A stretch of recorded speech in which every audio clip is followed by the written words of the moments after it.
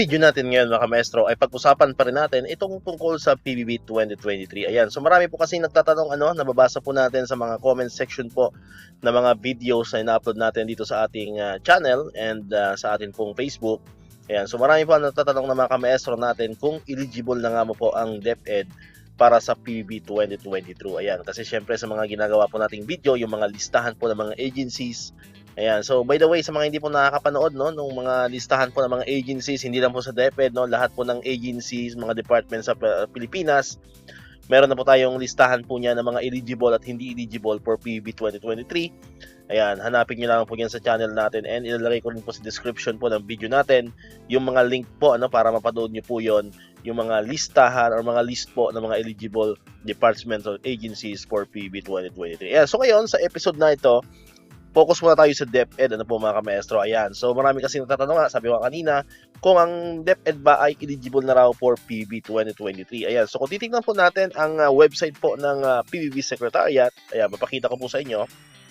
Ayan, so ito po mismo yung pinaka-dashboard po ng Department of Education, Office of the Secretary. Ayan, kasi po tayo mga kaguruan, mga kamaestro po natin dyan. Dito po tayo nabibilang sa Department of Education, Office of the Secretary.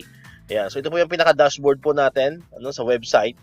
Ayan, kung titingnan nyo po dito sa status, po mga kamaestro, ayan, ang pinaka-latest po dyan is PBB 2022 scorecard. Ayan, nakalagay naman po dyan, Department of Education, Office of the Secretary 2022 scorecard, which is tayo po eligible dyan.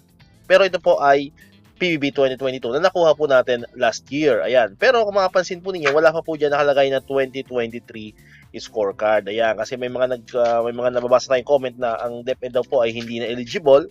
Kasi nga, wala pang lumalabas ngayon na scorecard. So, wala pa pong nakakaalam, Wala pa pong nakakaalam kung tayo eligible or hindi.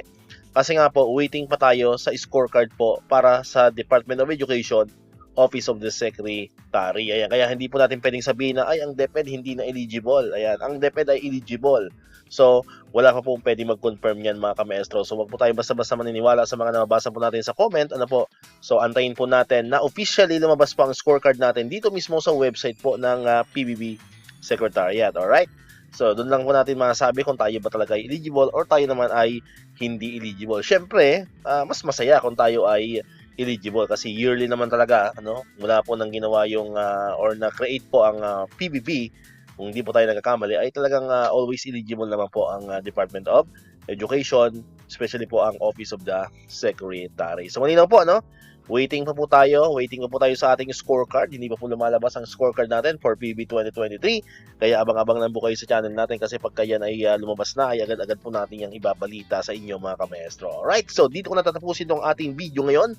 Kung di ka pa nakakapag-subscribe, click mo na ang subscribe button dyan para ikaw yung unang nakapanood ng mga videos na ina-upload natin.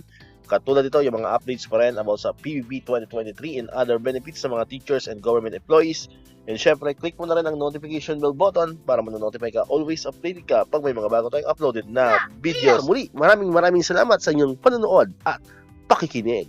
Once again, El Maestro, see you on my next vlog. Bye-bye!